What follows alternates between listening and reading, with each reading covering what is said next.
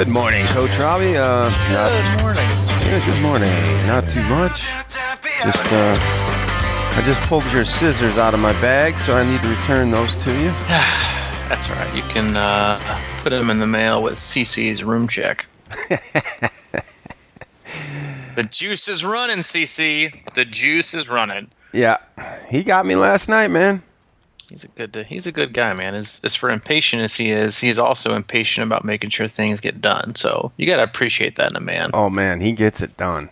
Yeah. He demanded that I meet him for dinner last night in exchange room fees. He's just a good guy. Need more people like that. When he's not 48 hours from a race, he's a great guy. Yeah, that's a good way to put it. Yeah, solid individual. So how you feeling? I feel fine. Yeah? Yeah, I feel damn good, actually. I was surprised. Strong. I've been back in the saddle a little bit. Not the saddle, but in the pool. Okay. Yeah, pool's always good post-race. Yeah. Pool saddle. Always good time. It's good, man. I feel pretty good myself. That's awesome, man. Good if we got a swim camp, too, so. Yeah. Swim camp Q&A and dinner and meet and greet. And handing out our special C26 Speedos and thongs tomorrow night. Ooh. And then camp starts bright and early, 6 a.m. Saturday morning. Right on, man. Yep, right on. Ready to go, ready to rock. Another weekend, jam-packed, but it's all good. Looking forward to it. It's going to be fun. And, yeah, you're a big crowd guy, right? Big crowds. You like the big crowds, like festivals and stuff like that? Hanging out in the middle of big crowds? Is that not you? I was going to say, I've got a weekend for you, man. You know that is my arch nemesis. Well, I've got a big weekend for you, man. Planned for next year. Yeah, I really do. It's going to be great. It's right here in Nashville, and it's called the NFL Draft. Oh, I heard about that. It's coming to Nashville, and just so you know, it's on the same weekend as the Rock and Roll Marathon. Shut up. It is. I'm going out of town. What's that date? It's like April 27th or something like that. I'll be out. I'll be out, or maybe getting my wisdom teeth finally taken out. One of the two. No biggie. We'll go stand around downtown for a while. God bless. That sounds miserable. That is. I just can't even. I don't even know I don't know how that'll even work. They're going to have to build like 50 new hotels by then. Mm-hmm. Maybe that's their plan. Maybe we should both go out of town and put both of our houses up for rent for the weekend. Oh, don't think it hasn't crossed my mind already. Just make some coin. Maybe we should have a camp that weekend. And then, report it to the visitor and bureau, convention bureau. Hey, just so you know, there's 20 more people coming in that weekend. May want to, up the police and traffic cops for the weekend. My God, hotel! I can't even imagine what those poor people running that race are going to have to pay for hotels if they're not already in. Well, sucks for them. And it'll suck for us. But hey, that's okay. On to more positive things. This is, in case you didn't know, in case you're afraid you may have clicked on the wrong podcast, this is actually the Crushing Iron Triathlon podcast. Today is May 24th. It's a Thursday. The year is 2018. I am Robbie. I am the coach. That is Mike, the age group extraordinaire, sternum shower, spandex lover, spandex lover, and color commentator who moves this fun little party right on along, kind of like a party bus on Broadway. And we thank you for joining us. And if you have listened to us before, but you haven't taken the time, please subscribe to us on iTunes. You can also subscribe to our YouTube channel, where there's a nice influx of increased content. And if you feel so inclined, feel free to drop us a note via email, or even better, drop us a note on iTunes and leave us a review and some comments. Let us know what your thoughts are. and we appreciate it. Helps other athletes find our podcast. Doesn't really do anything for Mike and I besides make sure we don't suck too bad on a day-to-day basis. And then if you would like, you can always go to our website for all things Crushing Iron, crushingiron.com. You can find gear. We have shirts, t-shirts, long sleeve shirts, hoodies, hats, visors, more information on coaching, training plans, our blog, videos, camps, you name it. It's there. And then next month we will start pre-sales on our 2019 Sternum calendar, where we will be picking 12 of our fantastic athletes who took the leap, had the courage to unzip a little bit at Chattanooga 70.3, risk a warning, and show a little sternum. And as Ross called it, showing the deep V. It's showing the deep V, baby. Just so you know, if you're just checking in, we had multiple Crushing Iron C26 triathlon sternum warnings on the course at Chattanooga. Probably, it sounds like at least 10. Yeah, I think it's definitely double digits. And I've never heard of a sternum warning being given before, and that's kind of amazing that we got them. And we had, I think it was just because of the kits are so popping. I got to tell you, I love that kit, by the way. I honestly think that's what it was. I love the kit. Yeah, I do too. I love the kit. Super comfortable. The chamois, it's honestly probably one of the best chamois I've ever had. I had zero issues with the chamois. Yeah. I will say, this is, I think, the first race I've ever had that I got into the shower post-race and didn't want to jump out in fear like somebody was cutting small private crevices of my body with a razor blade. Oh, I know, yeah. No. Same here. It's good stuff. It is good stuff. And our athletes did great, and they're all recovering well, and they're back at it. And I think, was it the day after, maybe 2 days after, I asked for some feedback in our closed group about what they learned at any race they did. And obviously a lot came from Chattanooga, but we had other athletes racing all over the country. And they gave us some great feedback. And if I'm not mistaken, I think that's the area we want to take the podcast today. I'd love to, because you put that out there, and then I started reading them, and it was really good stuff.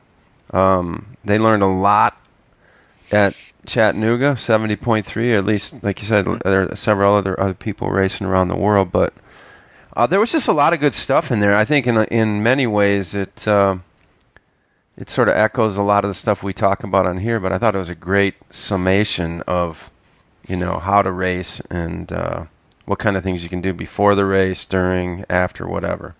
Yeah, I do. I think, and I will say, and I've always said this: our team is easily, and the athletes that we have, and they're all so great, and they are our most valuable asset, and our team is very, very. I don't really know how other teams are. I would think they're probably not all like this. But our team is very engaged with our own little private Facebook group or via their own messaging or texting, and they're always open to asking questions and giving feedback and learning from each other. And it's great to coach, but it's also, it makes my job so much better, and it's just it's so fun to watch as well, to have your athletes working together. And not in competition, but in unison, and to help each other out and give each other feedback and pick each other up when they're down, and just not be afraid to share info where most triathletes love to hand out unsolicited advice, but are can sometimes be super secretive on what works because they don't want to, because they think they have some secret sauce. But they're really great at that. And why learn from just me, the coach, when you can learn from 100 different athletes that are different ages and different sexes and at different experience levels and doing different races, and all have these different race experiences, and you can always learn from it. I think it makes our team and our athletes, they're just so valuable, and they help each other out. So yeah, all the feedback they gave was great, and it's a great topic for today. Mm-hmm. And I 100% agree, because we remember early in our podcast we started talking about a lot of inside triathlon tips and stuff like that, and we were kind of trying to weigh where we should we weren't sure at first, like the first few podcasts, like how much info should we give for free? And we made a conscious effort to say we're not holding anything back. And we say, everything we know and we hear about or whatever, we just tell. We don't put stuff behind cages and to our best degree or best ability. We just tell it like it is. It's like, so I think that fosters that kind of community, and that's what's going on in our closed group. We have a closed group that you can join. You just search Crushing Iron Group on Facebook. And we'll let you in there. And there's a lot of that going on. There's just a lot of good conversation with open, advice or, experience tips or whatever you want to call them. So with that, I think we should just start with why I have your scissors first, and then we can go into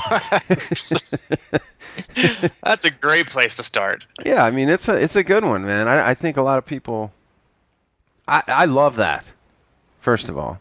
Because I've had the, we've all had the races where our number tag has been flopping in the wind or gets caught or like you start rubbing it with your leg or all that business. So many years ago, you told me to take a pair of scissors, cut your stem number out, and just cut it perfectly to the size of, your bike frame or seat post or whatever you want to use it, and just stick it right on there. Yep. It's flat. There's no wind obstacles. There's no problems. So and there's no risk of dynamic chafing or paper cutting.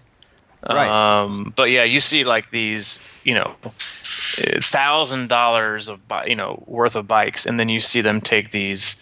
And given Ironman does the best they can, I guess, but they give you these huge bike stickers. And you're supposed to overlap them, and they can go on your seat post or your down tube or your seat tube, wherever it is you can fit them. They want you to put them, but the fact is that most don't have either a perfectly straight angle, especially their down tube. A lot of the down tubes are curved, where the for the wheel cutout, but then also almost all of them are not even close to wide enough to make it to where you overlap the sticker, and it connects perfectly against the frame. So you see a lot of these like sticking out in the wind, and while it's not a huge deal, it's kind of unsightly and unnecessary. And especially when you put them on the top tube, I've seen athletes before, they'll take their sticker and put it on the top tube and lay it flat down, facing the pavement, and depending on how high or short your saddle height is, your knees tend to come pretty close to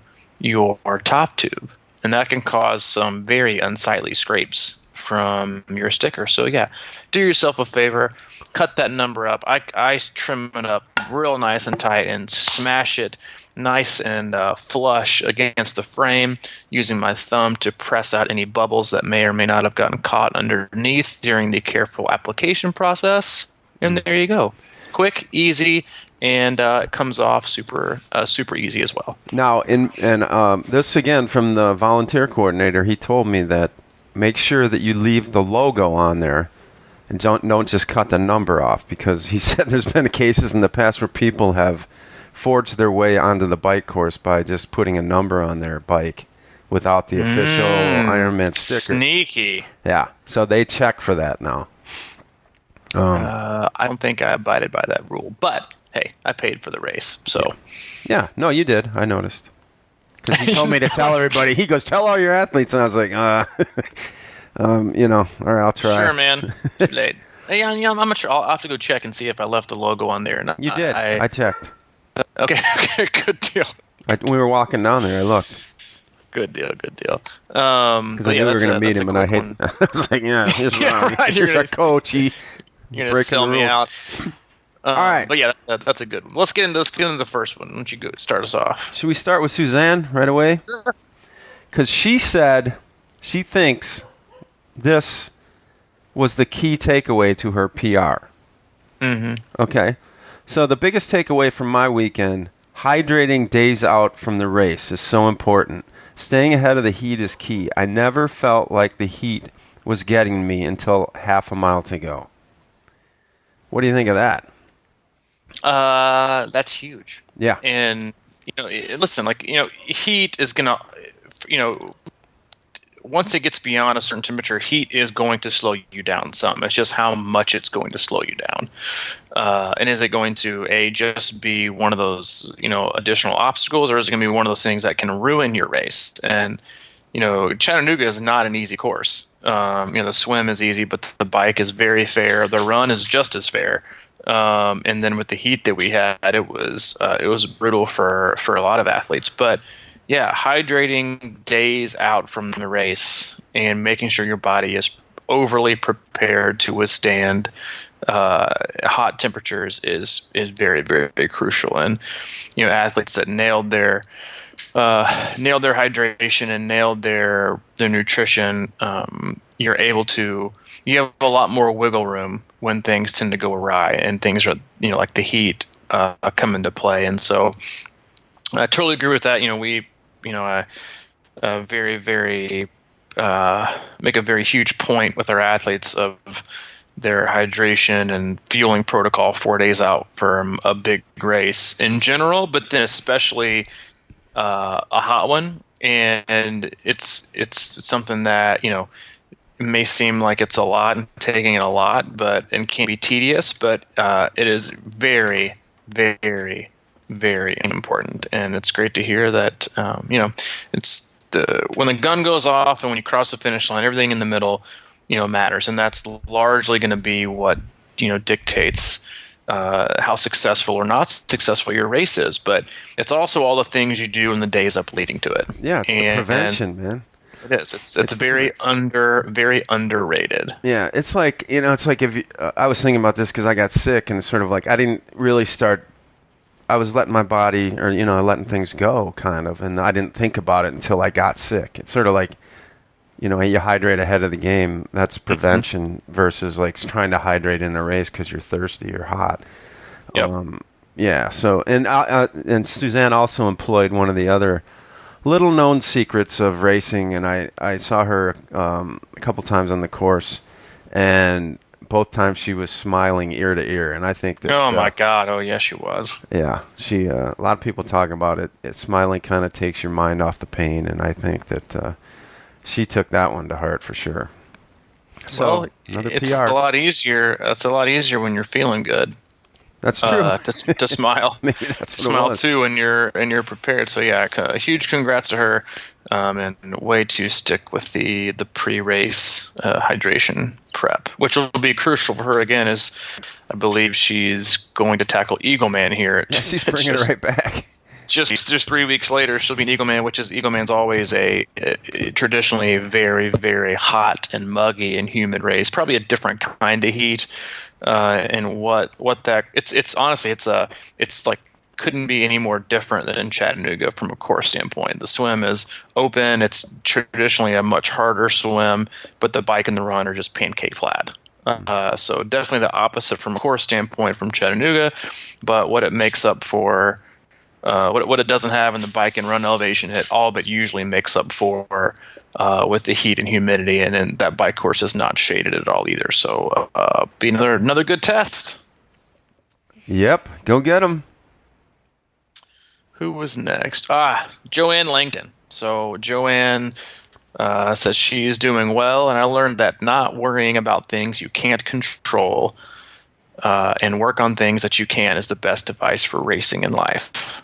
That's one of my favorites. It's something that we really harp on a lot on our podcast when we talk about triathlon and when we talk about life, is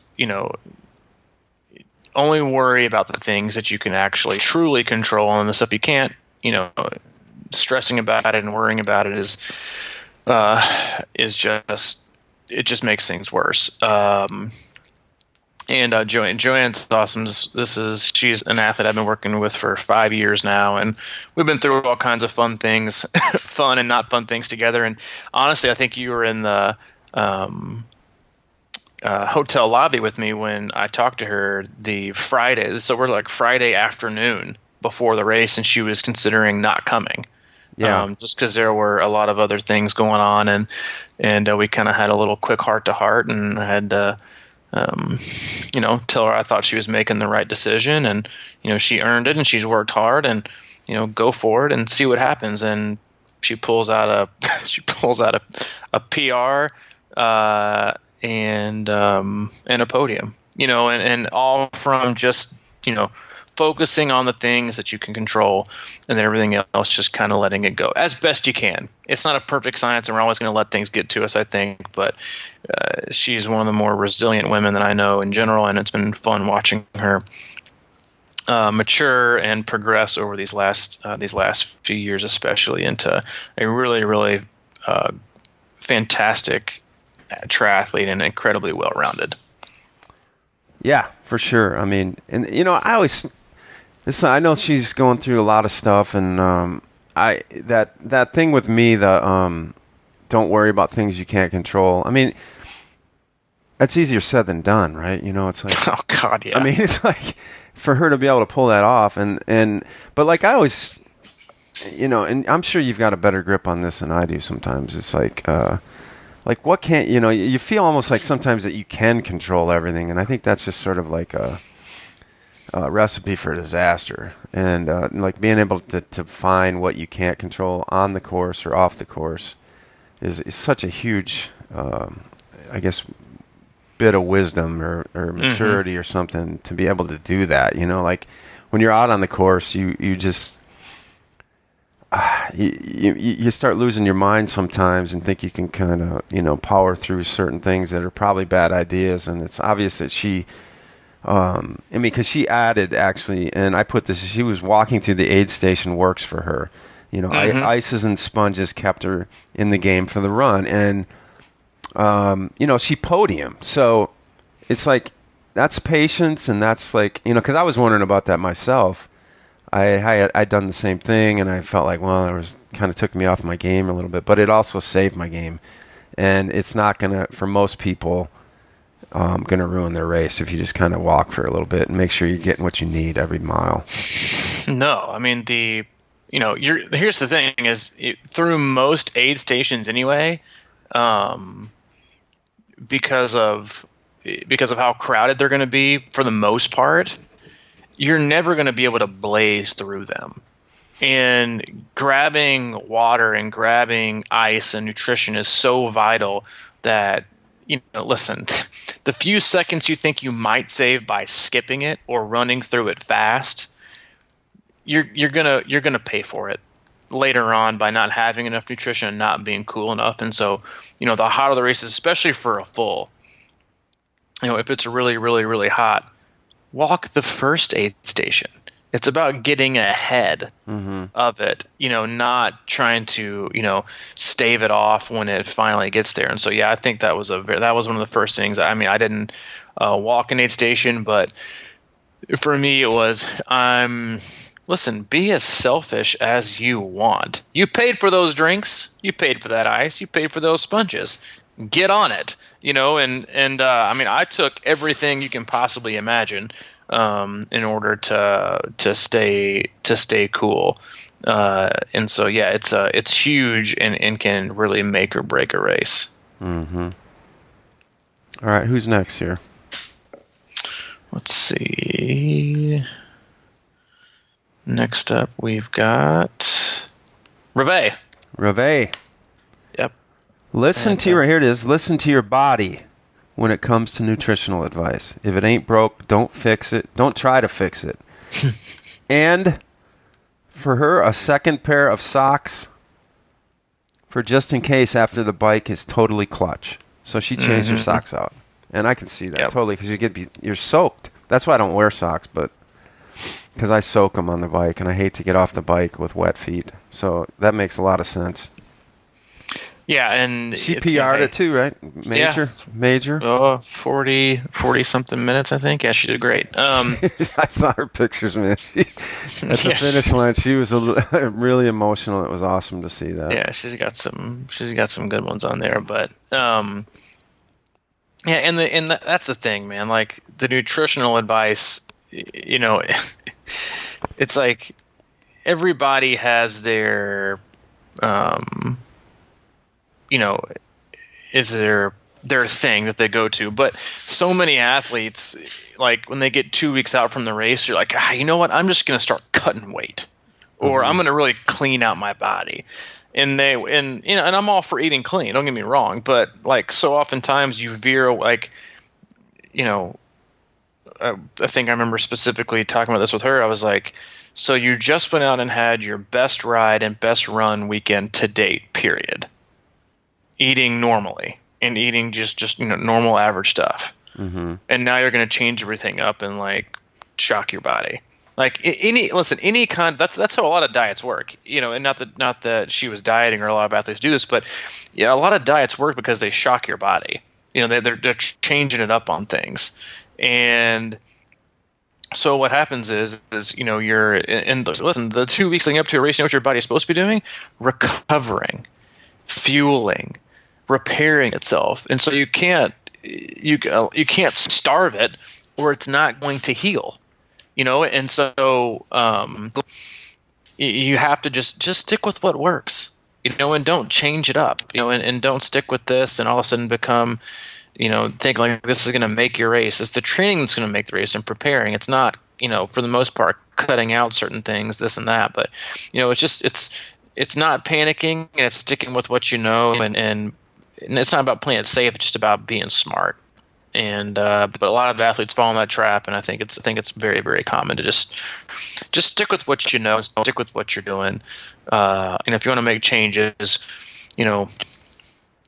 wait until after the race. But I wouldn't do it in the big lead up, which a lot of athletes love to do, is cut weight or do something else when that's like the most important time for your body to heal itself. Right. Yeah, because you're going to change your diet at any point, like in a kind of in a major way or whatever. It's going to take a lot of energy. Your body's it takes a while for your body to get used to that. And, yeah, I've fallen in that trap before where you just think I'm just going to start eating healthy, and you go 100% healthy, and then it feels good for a few days or whatever. And then your body's like, wait, what the hell's going on here? It's just sort of there can be, a psychosomatic kind of benefit to that sometimes, I think, at least at first, and it just takes a while to really change things up. So I've noticed that. I don't even try to mess with that anymore coming in. Yeah, don't mess with it. Don't mess. If it ain't broke, don't fix it. Don't fix it. And Michael Sheave was the next one. This was his very, very first 70.3, and he said, it was my first half Ironman, so I didn't have a lot of experience or expectations except to finish. That being said, I learned that the next time I will look closer at the course maps. Not that I didn't look, but I was not expecting a hilly run. I train on the flat streets of Chicago, and I might have been beneficial to hit the hills of treadmill or find some hill and do repeats. Always look at course maps. Always look at course maps. We always say, and it's kind of one of our big sayings, whether it's hills or on the run, always choose the hilly route. And if for some reason you don't have a hilly route wherever you live, i.e. Chicago, then you can always create them on the treadmill. That's one of probably the most underutilized aspects of the treadmill, is hill work and honestly speed work. But you can create undulating, rolling terrain on the treadmill. Now honestly, I don't believe that doing short hill repeats all of a sudden makes your body trigger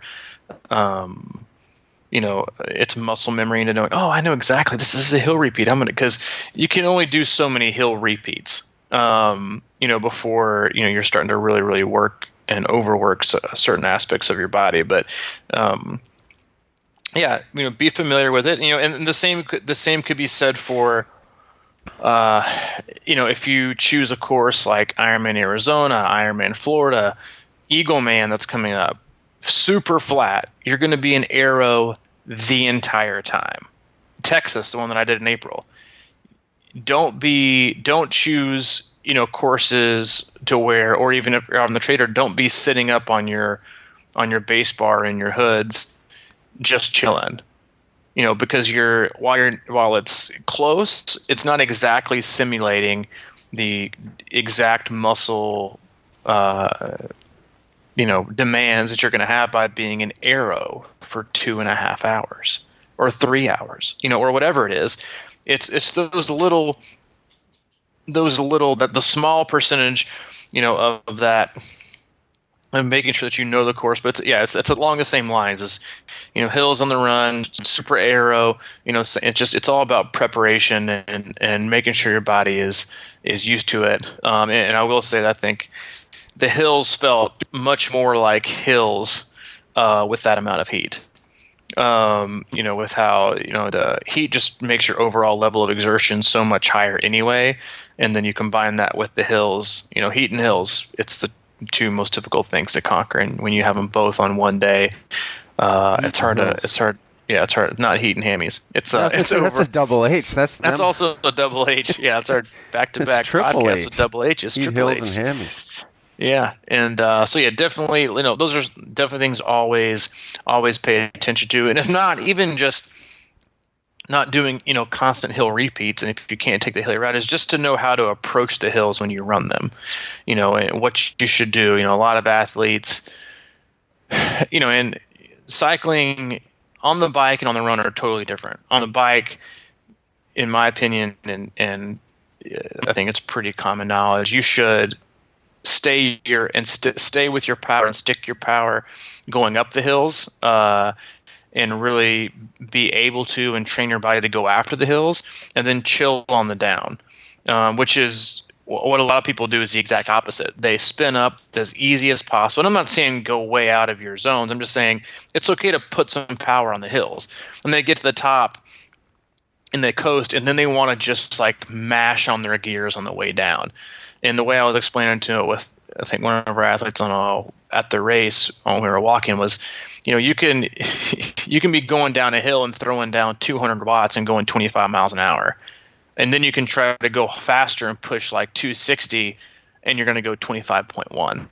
It's just going downhill. The difference in speed and your return on investment is just so much. It's just so much less. So work the uphills, recover a little bit, but stay focused instead in the downhills. Same thing with the run, but it's the opposite. On the uphills, take it slow, take it easy. Sprinting up an uphill, the amount of energy you're going to expend, how high your heart rate's going to get, how high out of your zones, and creating that lactate threshold, that's going to crush you. And then you see a lot of people like charge up these hills only to like walk the crest, or like not even, or like they do the heel run, where they're so tired and so spent they have to run down the hill on their back of their heels, like they're trying to slow down because they can't run fast. So it's opposite. Take the hills easy and controlled going up and steady, and then be prepared to have the ability to work the downhills on the way down. Yeah, that's good. And Michael, I'd like to point out that there was a pretty good running back up there in Chicago for a lot of years named Walter Payton, who was big on running hills, and that's all he used to do in the off season. So there must be something up there. So if you might want to look around and see what he did. Yeah, he was okay. He was all right. He was big, but I do remember that. He's like, that was his biggest. He wasn't, I don't even think he was like a big weight guy. He might have been, but his biggest thing was running up hills. And I think it was like usually sand or something crazy, but that guy was like tackleable, which he probably can run hills pretty well around Ironman. I'm guessing. I would say so. But another point on that map, yeah, that's the thing, right? It's like, kind of getting a lay of the swim course, knowing what Starkey was on our podcast, and he said he drove around looking at the pavement of the bike course in certain areas to see where he could, really get on it, or where he had to be a little more cautious and things like that. So it can go to, a lot of levels on that. But I definitely, underestimated that for the first many times I did races. Was if you know what the course is going to be bringing, you can really plan a lot better. And be prepared for that. Yep. Just got to know. So, or do the best to know. Yeah, just do the best to know. Do the best to know. Like even something when we were driving over the bridge that morning, I was kind of looking out to see how the buoys line up, and they had like a weird little hook, like turn on the way back downstream, and it was just something I kept in my head. It's little things like that or like peering out early while we were standing in line. I was kind of trying to get a beat on where that far turn or the first turn buoy was upstream, and I was planning to swim close to the shore because it was an upstream swim, but they already had the buoy pretty close to the shore, so that took that worry out of my head. I mean, it was pretty close to the side. Anyway, so Wes Keene summed it up like this. He said, what did he learn this weekend? He said to stop telling yourself you can't do something and start telling yourself you can. Mm-hmm. And what an attitude that guy's bringing, man. Yeah. It is your attitude and your confidence going into races in general is it's just incredibly important, no matter what kind of, athletic and fitness ability or tools you have going into a race.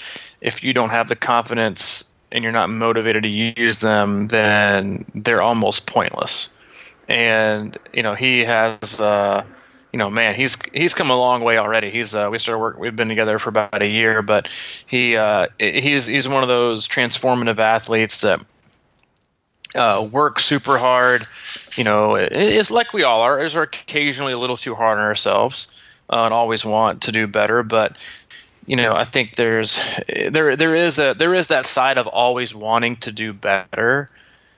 It's such a fine line between believing and knowing you can do better instead of never thinking you're good enough, which is, I think, that's such a fine line in sports and in life and how we approach things. Like, hey, it's always okay to want to do better, because part of that is actually truly believing in yourself that you have the ability to actually perform better, which is a huge obstacle that a lot of athletes need and struggle to overcome, is just that actual, that true belief, not the fake belief, but the true belief that they can actually do better. And while it was a good performance, it wasn't the best.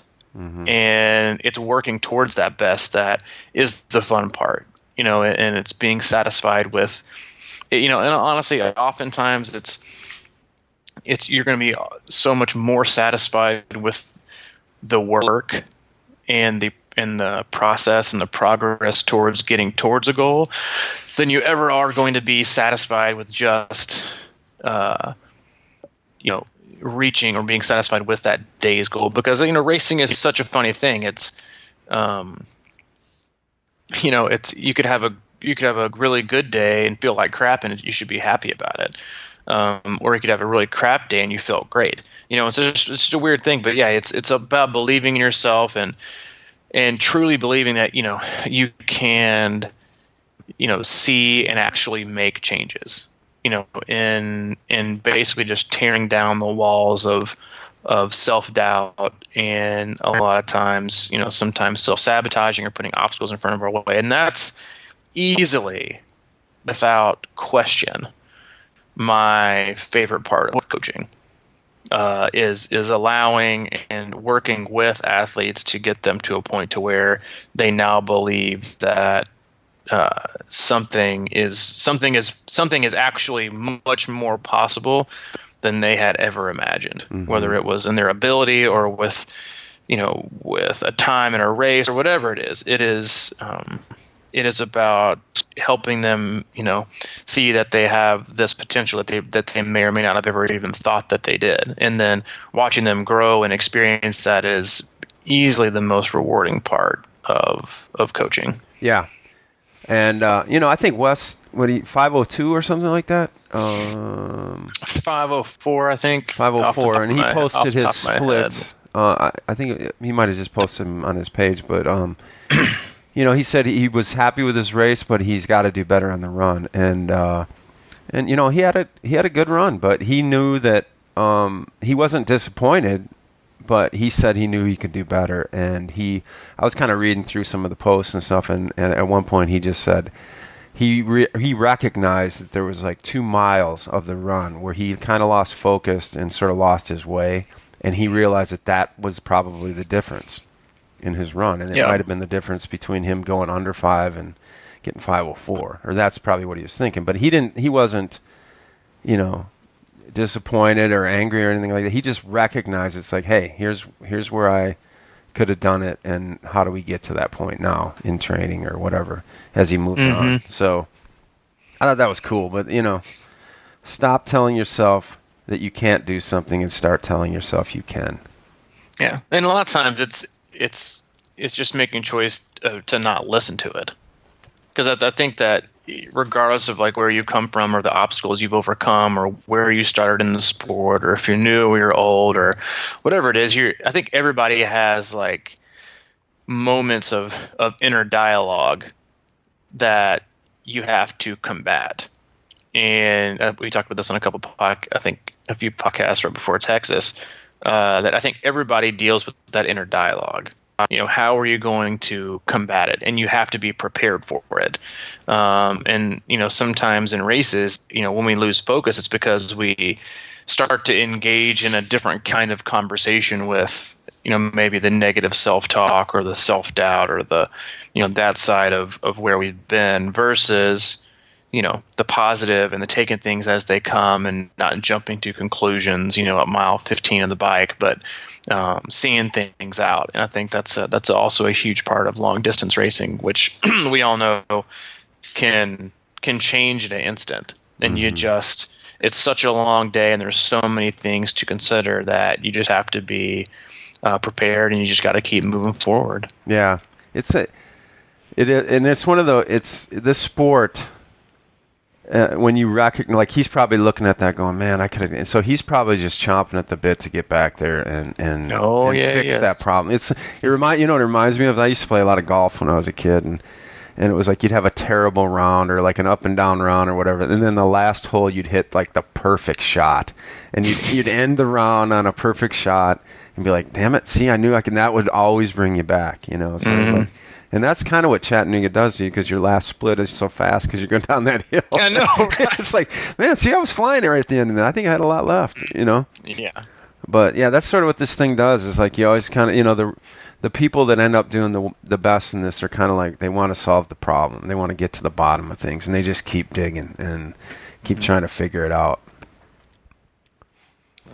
Let's take it over to sport's so great. It's so much to think about. Let's take it over to the UK real quick. All right, we'll take it over to the UK, old Steve King. Let's see, how many this is? Yeah. Steve King, I am trashed. I learned that I love the 70.3 distance. I mean love. Also, I learned that if I sing Eminem classics in my head, I can squeeze out an extra 15 seconds per mile. Which, hey, whatever it takes, man. Steve is... he raced Outlaw. He raced the Outlaw 70.3 over across the pond, and did just fantastic. Swam well, biked well, ran like hell, which is how we love it.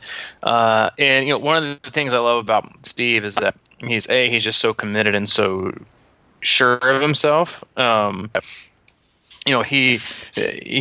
emailed me. This is like the opposite of pretty much every athlete. He emailed me after the race and kind of gave me the rundown and was like, listen, I know I'm signed up for a full and, X amount of months, but I just don't want to do it.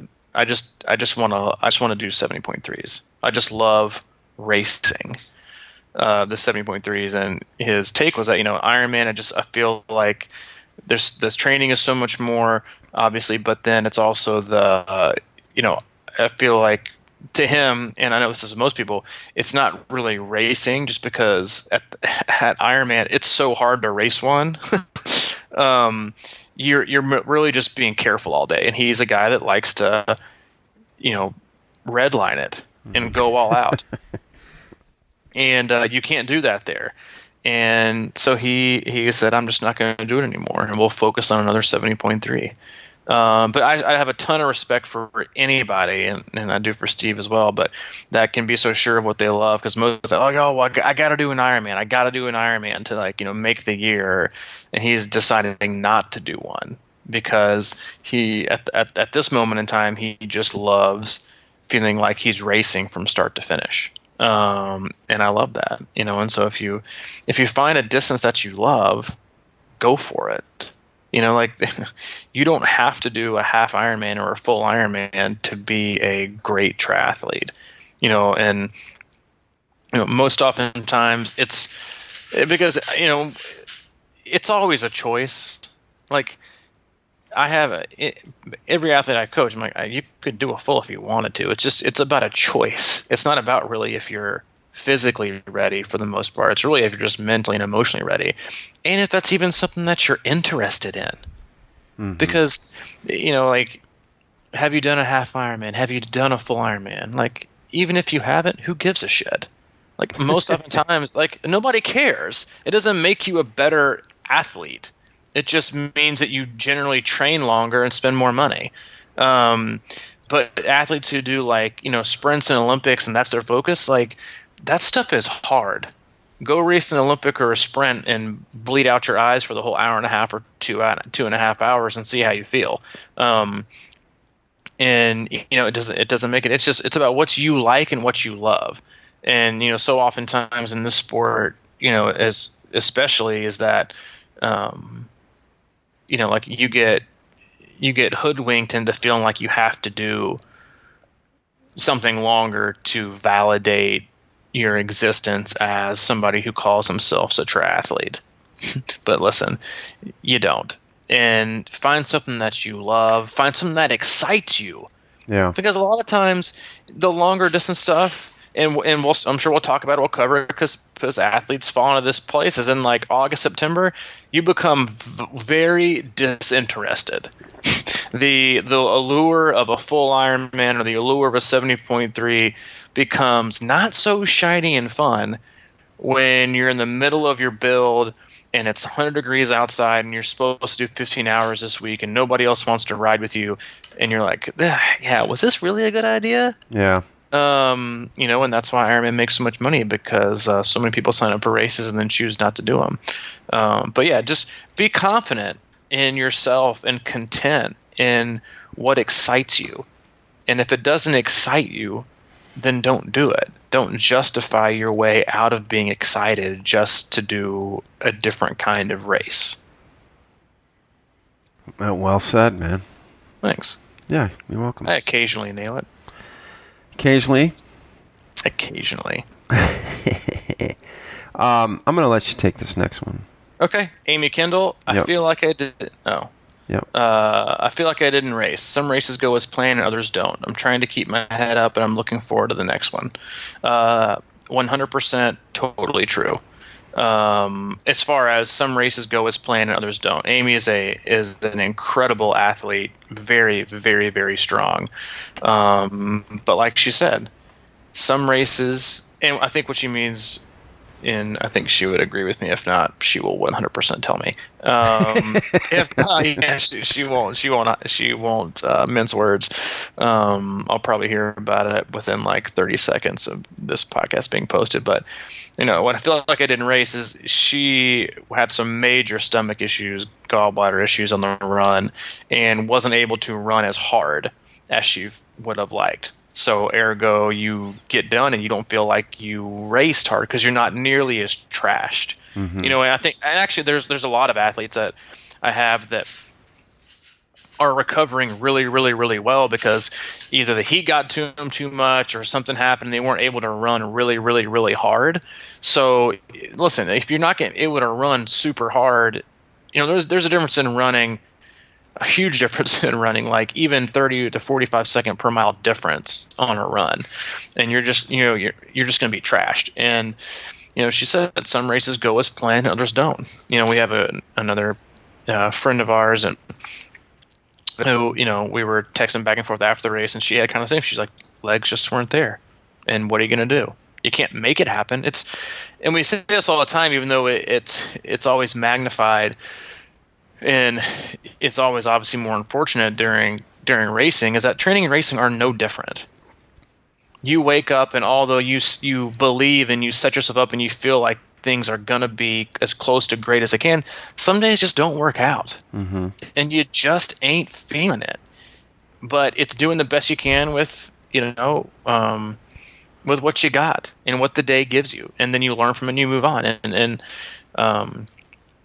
I know she had high hopes, and she's been training really, really hard and doing just an incredible job. And she loves to race and she loves to go hard, so I never worry about that with her. But ideally, she's got Eagle Mane in 3 weeks, so she's got a chance to whip it and get it back. But yeah, it's one of those things where we work hard, we expect that the universe is just going to, kind of going back to what Joanne said, like, because it's race day, the universe shall fall into every place, and every obstacle that I usually have will be gone. I will feel like Superman or Superwoman, and the race will go perfect. The world doesn't give a shit. And things are going to happen. I think I had an athlete who flatted at mile 2, and then busted her spare tube at mile 2 of the bike. Yeah. Can you talk about like a gigantic Uber buzzkill? Yeah. I'm not convinced I would have just walked it back. Yeah, 2 miles, right? At mile 2, you're like, oh, are you kidding me? And she waited, 5 or 6 minutes for somebody to come help her, changed it, and kept going, and had a great ride and a great run. It's just like and it's just so many things can happen, and it's you just got to be ready to roll with it, and you can't judge yourself so harshly. You got to kind of have a different view from the top, and that's another reason why I think we talked about this in the podcast with Steve Magnus. Was that I think one of the most underrated aspects of having a coach is that you have someone there to talk about the we and be objective with you, instead of just feeling like you have to beat yourself up after a race, and talking yourself through the this and that, because we oftentimes as athletes have tunnel vision, and this, we're so paralyzed and holding on to this, goal and time and result just with the tightest of grips, and then things happen, and it's not like you didn't work hard and you didn't push yourself. It's just that the day, sometimes the day giveth and sometimes the day taketh away. Yeah. And you just got to be able to roll with it and bounce back. But it's how quickly you bounce back that in my opinion really shows how committed you are in most areas. Is it going to shelve you for 2 weeks, throwing a gigantic pity party like, oh, I didn't be able to do this, or are you already chomping at the bit to get back at it? It's not this woe is me attitude of, oh, well, it was this and it was, listen, we had a shitty day, let's move on, let's go get another one, and let's go get better. And because you love the opportunity that it gives us. And I think that's such a great attitude to have. And while I think it's okay to be disappointed, it's not an indictment of your ability or where you were fitness wise. It's more of just how you the day you were dealt and how you choose to deal with it. And then you go and you move on, you get better, and we tackle another one. Yeah. So, yeah, I mean, so rarely things go as planned anyway. It's like, how do you react? Mm-hmm. And that's, we talk about life and the parallels between a racing or triathlon training or whatever. It's just, how do you react to what you're given? Yep. Because there's always, and we've talked about how can we make this positive, and I know that's a difficult thing, but like, I think the most successful people in the world, they'll see like something really bad happens, and they kind of immediately have the ability to spin it into like, okay, how can this turn out Mm-hmm. good? And it's Yep. very, very difficult to do that. But like, if you immediately get in the mindset to be thinking that way, and it's hard, I don't do it all the time, but I try, like, because it can really zap you if you kind of go down the wrong road. But if you can sort of see like, hey, all right, that wasn't there, but still it was a good day of training, and now maybe that pays off in 3 weeks.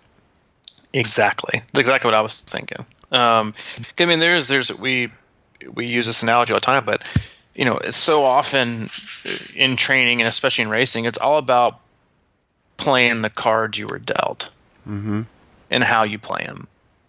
And you can go into a race and you can get dealt the best cards ever and get cocky and go all in early. And oh yeah, you might win. If you're talking about cards, you might win a few $1,000. But if you have a great hand and you stay patient and you keep playing the game, then you close out with sometimes millions. Mm-hmm. Like when you're watching, like, if you're a poker player or you ever watch them on, like, online, if they have like a great hand to start, you don't see them go all in. They're patient. They want to bait you in to keep playing, and you want to maximize it. So you maximize it. You don't throw your cards in and waste a good opportunity at the beginning. You wait till the end, till it matters. The same could be said for if you're dealt a shit hand.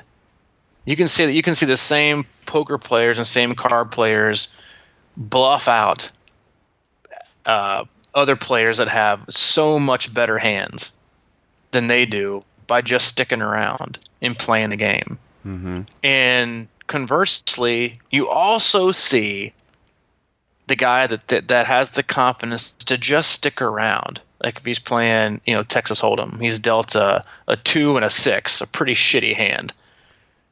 But he sticks around, and then you get a 3, a 4, and a 5 pop up on the flop. Well, now he's winning with the straight, and he only had that opportunity because he decided to stick around. And so some days you just got to stick around, and it's all about, you never know what cards you're going to be dealt, whether it's in training, whether it's in race day. But you got to be prepared to just do the best with the cards you got. You can't blame it. You can't make excuses. You just got to do your best. And if you can cross the finish line, at least knowing that you did the best with the cards you had, regardless of what the result was, then you should be happy. And that's what I hope most athletes take from their training and racing, because you got to practice it in training to be able to even do it during racing. And that's where you practice it. You got to make the tough decisions and play your cards right in training if you want to do the same and replicate it in racing. Wow, that's good, man.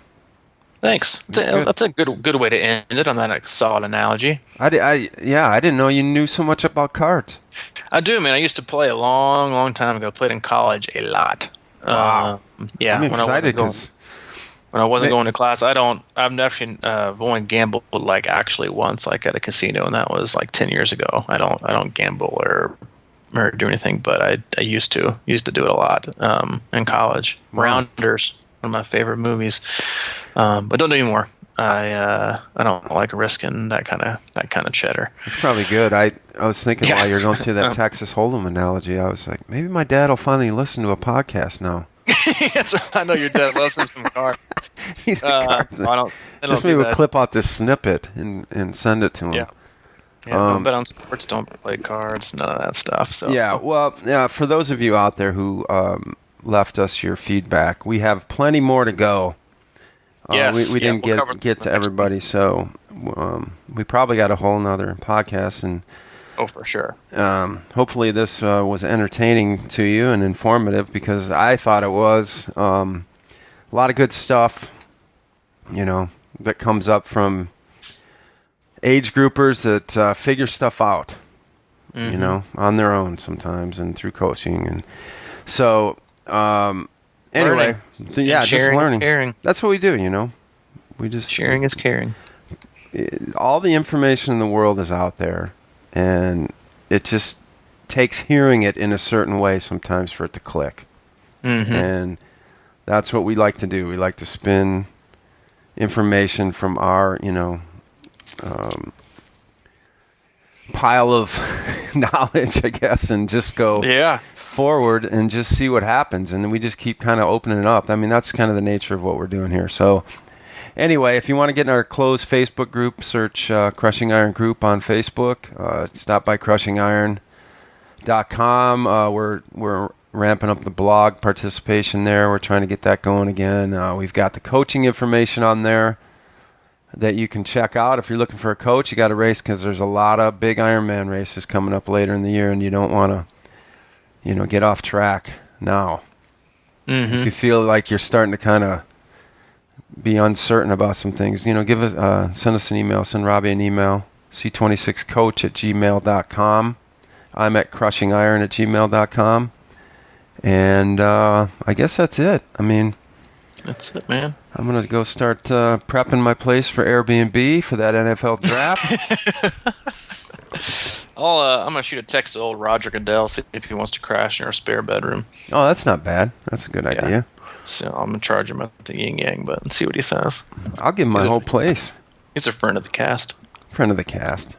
Yeah, he's a friend of the cast. Everybody's a friend of the cast. Oh, Nashville. Nashville. Yeah. Nashville. Getting pretty big on me. Yeah, that's already too big for its britches. So, it's like the man at 10 o'clock at Walmart on aisle 4. Usually too big for his britches. But we'll leave you with that. Thank you for listening. We'll see you on Monday.